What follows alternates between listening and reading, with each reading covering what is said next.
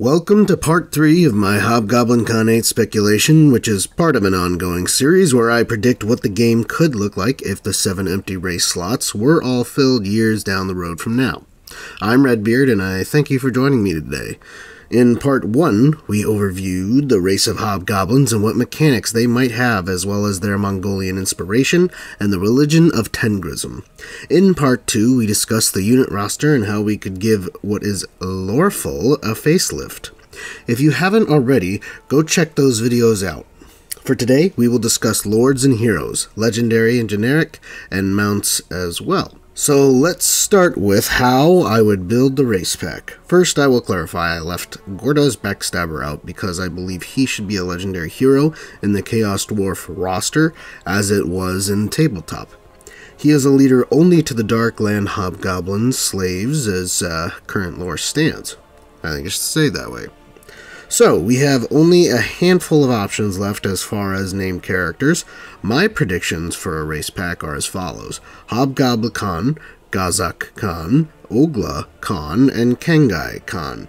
Hobgobla-Khan is the title given to the leader of all Khans, the Great Khan of the Eastern Steppes Empire. The current Hobgobla-Khan has virtually no details besides mentions in other characters' backgrounds, including no unique name. Having a blank slate for the race leader can work massively in GW and CA's favor. Khengai Khan was the former Hobgobla-Khan who managed to die of old age, which is exceedingly rare for any greenskin, let alone hobgoblins. This little bit of lore bends really well towards making him our caster lord, because we need one and our other characters already fill other roles. So my idea for Khengai is to make him an ethereal shaman, who is the ultimate lore of spirits caster, but more on that later. As far as roles, Ghazak and Oglah Khan are both mercenary lords with similar weapon sets and mounts. There are some key details that will help us differentiate them, but to surmise and summarize, Ghazak may be an anti-infantry duelist with better diplomatic relations with those he accepts contracts with, specifically greenskins. In this way, he may even be a hybrid greenskin faction. Oglah may be an anti-large assassin who can make more money off contracts by backstabbing the contract offerer and focuses on buffing skirmishing cavalry. More on them later. As a standard, all hobgoblin characters have a generic wolf mount, a scimitar, a shield, and a bow at level 1. Obviously that would get stale, so as we go through the legendary and generic lords and heroes, I will divvy out some new toys based on lore, which I reviewed in the last 2 Hobgob videos. But before we go into that, let's go into where these 4 lords should start, which will give us a better idea in why they could play the way I'm proposing. So, for our starting positions, let's look at this semi-current map. Obviously, 4 lords moved in a recent patch, but the only one who would affect what we're discussing is Scrag. I've drawn in some color-coded borders to the areas our lords would make sense in. The red is Hobgobla-Khan, orange is Khengai Khan, yellow is Oglah Khan, and green is Chiboy Ghazak Khan. Hobgobla-Khan is the leader of the Great Horde, and therefore must start in the Eastern Steppes. Khengai should start in or around the Eastern Steppes to be close to the ancestor spirits, in which he draws strength for his lore of magic.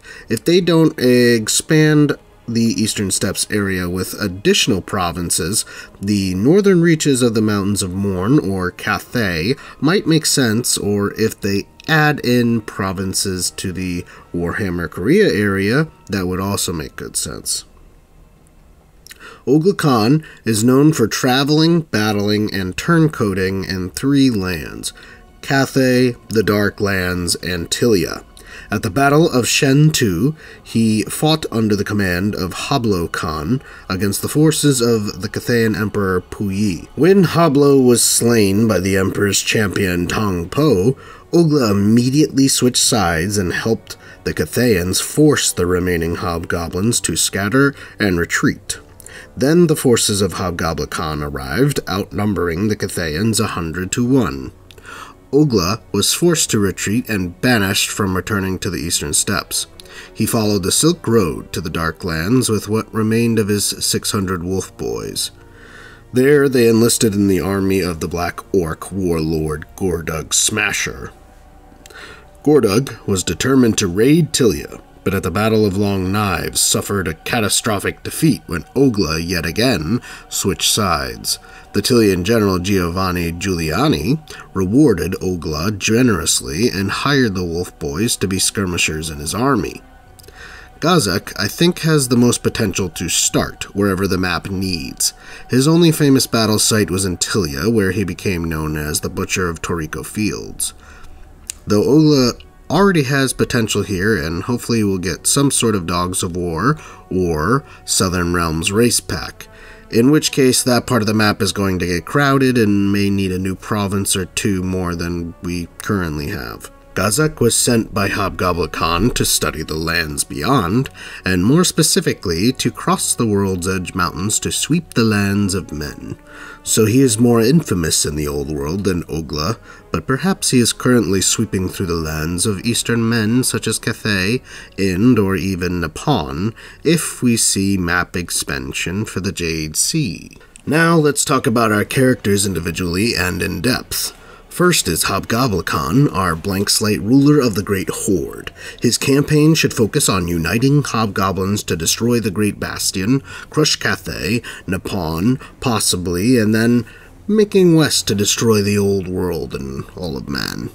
His faction bonuses and lord skills should make him the strongest general of the Hobgoblin Lords. He would not buff any specific units, but would give many types of units in the roster buffs.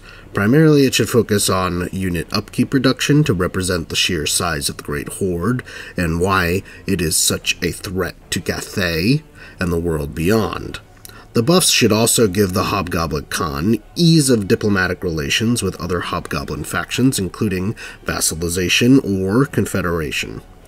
As far as combat, he might start as the most generic of the Hobgoblin Lords, with scimitar, shield, bow, and a giant wolf mount. Seeing as the Great Horde would certainly have the greatest menagerie of beasts of any of the Hobgoblin factions, he should have the most mount options, I believe.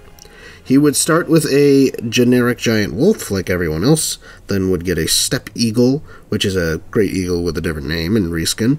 After that, he might get a unique and named steppe wolf, which steppe wolves are monstrous cavalry-sized wolves. Then perhaps he might get a steppe vulture mount, which is an AOS mount I reviewed in my last video. The big vulture would most likely just be a reskin of a wyvern, but it would be interesting to see some unique attributes or a slight tweak to stats.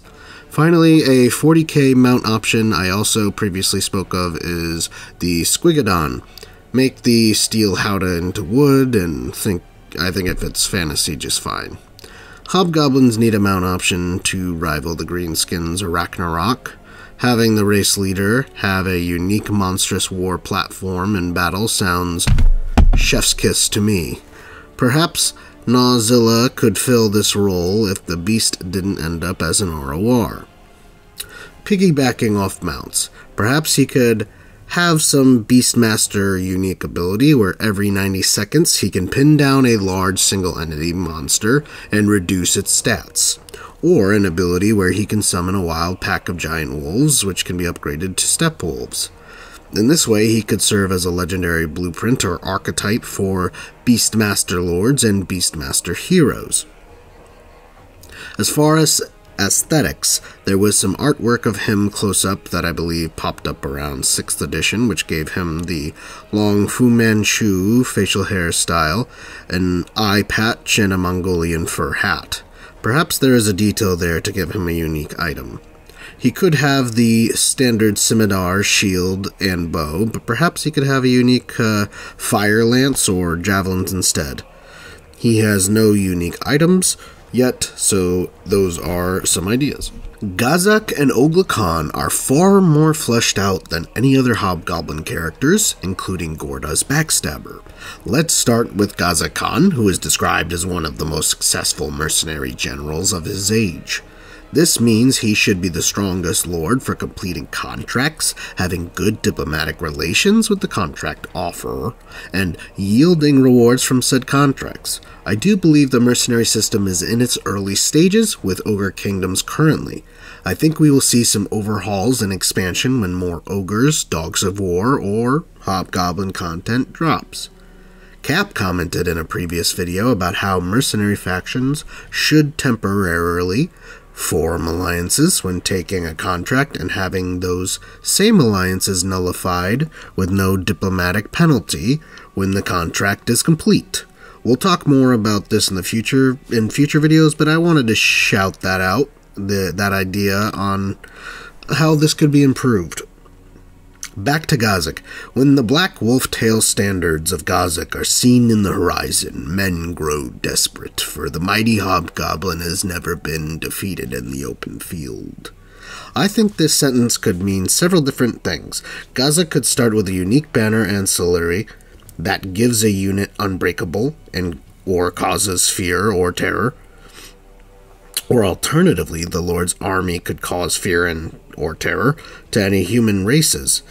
This could also mean Ghazak himself could have any of the aforementioned traits. One thing it certainly should mean, though, is that Ghazak should be the best duelist the hobgoblins have in their roster. Grimgor or Valkia would wipe the floor with him, surely, but I do think he might deserve a mention in the pantheon of upper echelon duelists. Ghazak Khan rides the giant wolf Worgan, wears dented heavy-scale armor, and the demon head helmet, a huge horned helmet decorated with a black wolf tail, which holds a captured wind demon of the steppes that protects Ghazak if he is wounded, and carries the magical red scimitar, a red curved sword notched in hundreds of savage battles by the Khans of the Black Wolf clan, which has acquired a dire reputation in Ghazak's hands. He also has a bow and shield. So for mounts, Ghazak is currently the only living hobgoblin with a loreful, unique, and named mount. Worgan should be the wolf to end all other wolves, a monstrous-sized wolf of the eastern steppes, black-furred like the clan's namesake, big as a bear, yet lithe like a fiend. Alone, Ghazak should be a terror in battle, but atop Worgan, he should strike fear into even the greatest of champions. Worgan might be in heavy cataphract style to match Ghazak's armor, or maybe he is just heavily scarred or war-painted to explain a high physical resistance. Either way, Ghazak ought to be the toughest sumbitch the hobgobs have to offer, and his mount needs to represent that. Worgan would probably be too powerful a mount to begin with, so perhaps he is unlocked between levels 10 and 15. The only other mount he would need is to start with a generic giant wolf, like every other hobgoblin should. Maybe give him a wolf chariot in between, but that would take focus from him being a duelist. Besides, I feel he should have the lowest mount count of our lords to represent how special Worgan is, like Boris to Erskine, or Crocker to Grimlock, or Malice to Spite. For his legendary, also known as magic items, for armor, we have the demon head helmet first. Its description tells us it would most likely give Ghazak either increased armor, physical resistance, or ward save in the ballpark of plus 20 or 15% to make him even tougher. It is decorated with the black wolf tail of the Black Wolf clan, which would certainly boost morale of his army, hopefully at least plus 10. Then it also comes with a free bound summon of a powerful wind demon, but it can only be used if Ghazak is bleeding, also known as below 50% health. Imagine a superior duelist like Grimgor or Valkia thinking they have the upper hand on Ghazak, and then he summons a greater demon tornado and escapes. Yeah, Ghazak has some serious potential. Then he could, while the wind demon is battling this enemy, then he could skirmish them off shooting his bow, which I think should probably be the generic bow other hobgoblin characters have, so that Ghazak is not overpowered. Additionally, he has a shield, a generic silver, I hope, but for balancing may need to be bronze. His army includes many of the most infamous mercenary regiments like Manglar's mutant goblins, the long knife orc warriors, and the dreaded war trolls of the Grey Mountains. He has controlled these regiments and many other ruthless cutthroats. Lorefully, these units should probably be unique ROR units, Regiments of Renown, that only Ghazak can recruit, but they're based on the Greenskins roster, specifically probably Night Goblin Fanatics, Savage Orc Biggins, and Stone Trolls.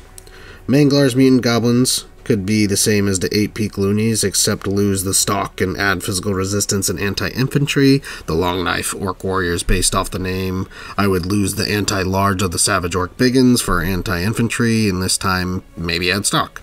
For the Grey Mountain Trolls, I hope they would be of the stone variety. Perhaps they could have the Vomit Bound ability, which I wish all the troll units would have. Seriously, I played a mod that did this in Warhammer 2, and it didn't make trolls overpowered, it just made them actually fun, unique, and worth bringing. Currently, most of them are not. Otherwise, I guess there is a lot of undead in the Grey Mountains with the Bloodkeep and Kemlar. Maybe they could do something with that. It seems that even though Ghazak leads Hobgoblin Wolf Riders and Cutthroats that he brought from the east, he has enlisted greenskin mercenaries into his ranks, possibly initially as fodder. This kind of interaction between hobgoblins and other greenskins is rare, but maybe not so much when the money is good and the reputation is mighty.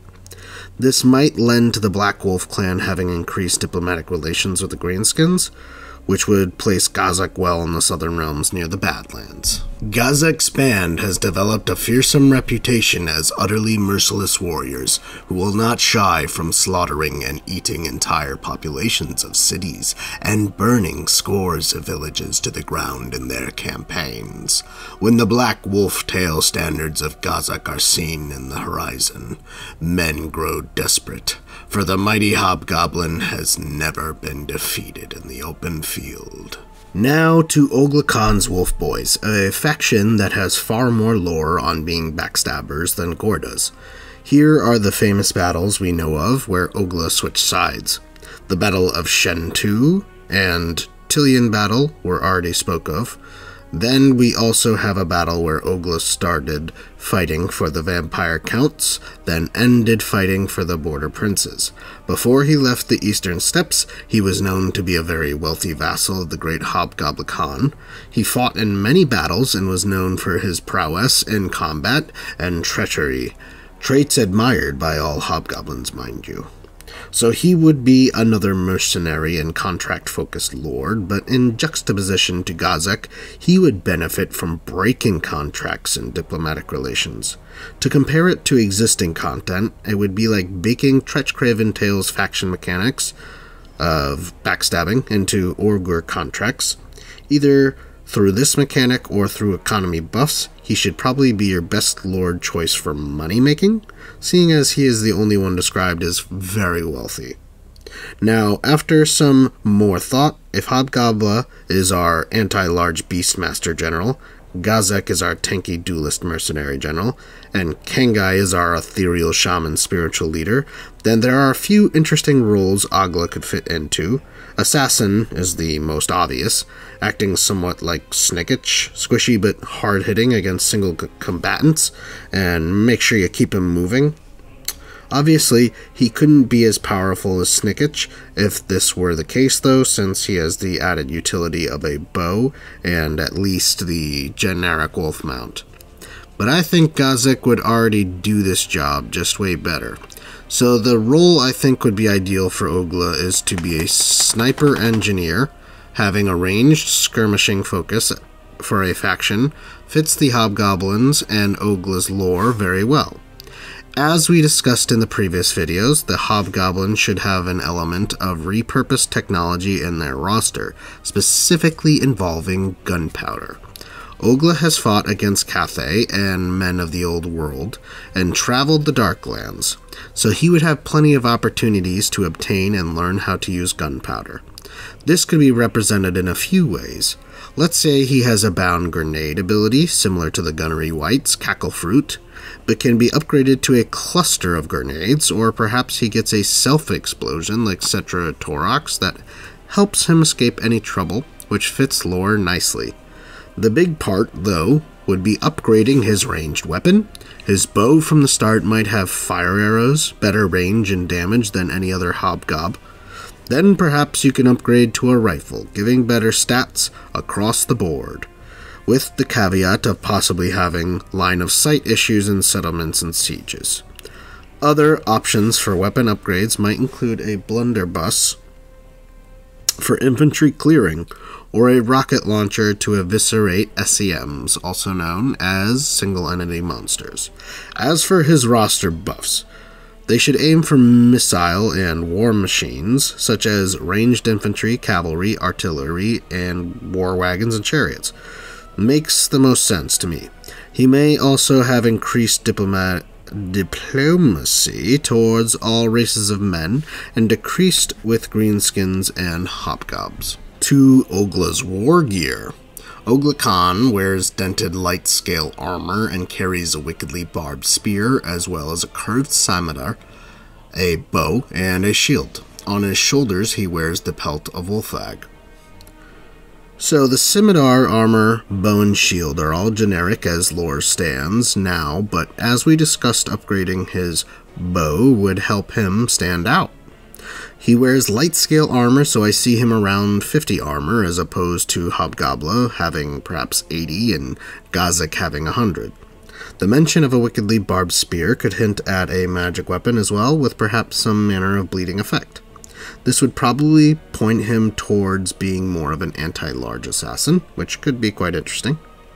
His one confirmed magic item would fill his armor slot, and is called the Pelt of Wulfag. Wulfag was a legendary giant wolf, the steed of Khengai Khan, the founder of the Hobgoblin Empire, mentioned here, and I think it makes more sense for Khengai to be the former, but the pelt was a gift from the Great Khan when Oglah still enjoyed the favor of the Lord of Steppes. It carries an ancient blessing of the Hobgoblin shamans, so that no enemy who turns his back on the Hobgoblins can escape alive. Perhaps besides giving ward save, magical or physical resistance, could slow nearby routing enemies and weaken their defenses, or it could be a bound net ability. Which is a good segue into the final lord I have envisioned to fill the fourth slot in the race pack.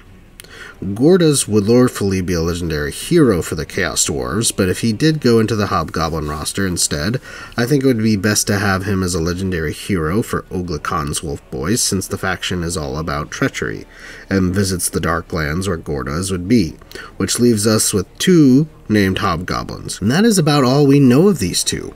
Though the wiki seems to be confused because on two other wiki pages it says Khengai is the founder of the empire. I don't have all of these books which this information is sourced, so if anyone does and can clarify in the comments, it would be appreciated. For now though, let's assume Khengai was the former Hobgobla-Khan and Morcar was the first, because otherwise I don't know that it makes sense. So the Pelt of Wulfag carries an ancient blessing from the shamans. We need a shaman lord, and Hobgoblin shamans deal in the lore of spirits. Khengai has 0 details on his war gear, and his lore would need to be built from the ground up. Even though the timeline has been fudged for characters like Rapunzel, we could bring Khengai in technically still dead, but ethereal, sort of like Celostra. To be this spiritual leader and caster for our race pack, Khengai makes the most sense. Perhaps he died of old age, intrinsically because of his mastery of the lore of spirits. Khengai could start with an ethereal giant wolf mount, and then perhaps he could have a quest where he goes into the spirit realm or something to find his legendary mount Wulfag. So envision an ethereal shaman, not so dissimilar from Celostra, but he also has ethereal mounts. Due to his connection to all spirits, he may also get a legendary and ethereal vulture, since the lore of spirits is also deeply connected to the wind and the sky. I also think this leads to his faction possibly having a unique set of ethereal units based on the roster. 1 melee and 1 missile infantry, 1 giant wolf rider unit, and 1 monstrous wolf rider unit, 1 flying cavalry, and 1 single entity monster might suffice. I did theory craft up some winged wolves in my last video. The winged wolves in the lore I fan-made and should be considered fan-fiction. What if winged wolves were the ultimate manifestation of the lore of spirits? When a Khan or shaman find their most trusted mounts in the spirit realm, they can manifest in the mortal realms as a single being, the winged wolf. Highly doubtful this would become loreful, but again, it's just I thought it was an interesting idea nonetheless. It could make for a headlining type of unit for Khengai's faction, since the founder of the Hobgoblin Empire is described as a mythical. Perhaps Morcar could be a winged wolf legendary hero for Khengai. Since I don't actually think the winged wolf idea would happen, I absolutely think Oglah Khan would still fit well fighting with Khengai as a legendary hero. If he was just your standard hybrid cavalry hero except ethereal, that would be fine, great.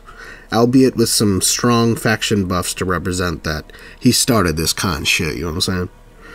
To end off, I think having an ethereal Wolfag mount while Oglah has the pelt of Wolfag would be a clever detail and an overall interesting juxtaposition to have in the game. I think Khengai would also lose the hybrid cavalry function of the other lords since he is a caster and just doesn't need a ranged weapon. He might gain a unique staff weapon as a magical item though. And there it is, my vision for the Lord pack. Hobgobla as your Beastmaster Khan of Khans, Ghazak as your duelist mercenary general, Oglah as your backstabbing skirmishing cavalry merc, and Khengai as your spiritual caster. Before we go though, we now have a solid blueprint on what kind of generic lords and heroes we might expect. If we follow most race DLC up to this point, we would expect 1 or 2 lords and 3 heroes. A fighter, a caster, and then for heroes another specialized role. Personally, I would like most races to have 4 lords and heroes by series end, so I'm just going to follow the blueprint. For lords, we have a Khan, a shaman, an engineer, and a beastmaster. A 5th option could be a master assassin. For heroes, respectively to the lords, we could have a big boss, a steppe troll hag, a deadeye sharpshooter, and a beast tamer, with a 5th option being an assassin, ninja, or something. Most of these characters should be self-explanatory, but if you have any questions or ideas, talk to me in the comments about it. Though I will expound more on the hag and mounts. So for the steppe troll hag, we're just following the greenskin roster casters, with shamans as lords and a troll hag for a hero. Perhaps she is a bit faster and more resilient than being nasty like the river troll hag. So no vomit maybe. I think she could still have the lore of death and essentially just a reskin with a bit of hobgoblin focused skill tree rework. As for mounts, Khans and big bosses would be by default ride a giant wolf, then would unlock the monstrous steppe wolf, and then finally a giant scorpion. I didn't mention the giant scorpion for my legendary lords, but it is a loreful mount. The Squigodon is not loreful in fantasy, so perhaps Hobgobla could have a named siege scorpion. As mentioned in my last video, this may be our only chance in any fantasy universe to see scorpions on scorpions, basically a dwarven bolt thrower on a tomb scorpion in effect. Also, similar to the Stegodon. The shaman might start on foot or giant wolf, then get a steppe wolf, a steppe eagle, and finally a vulture. Or, because it's a caster, maybe it doesn't get that many. The engineer might differ by starting on a wolf chariot, upgrading to a monstrous steppe wolf's chariot, then maybe a war wagon for some artillery, or a Squigodon. His Deadeye hero counterpart might just get a wolf and an eagle. Then finally the Beast Lord and hero might get all the bestial mounts that are not attached to some sort of war machine like chariots and wagons. A final mention I explained the plausibility of lava wolves in part 2 of these series. They should be rare, so generic characters would not have them, but perhaps Ghazak's unique wargan would be a lava wolf to be more intimidating. So anyways, that is all I have for this video. I hope you guys enjoyed it. Sorry I haven't been around on the channel. We had the holidays, and we had, well, I was bedridden, sick for a week with a cold, so I couldn't talk, or I would just have like a coughing fit. So I hope you guys understand. I appreciate everybody that stayed around on the channel. I promise I do have a lot more videos to make. So if you like this video, like, comment, subscribe, share it, and I hope you guys have a absolutely spectacular new year.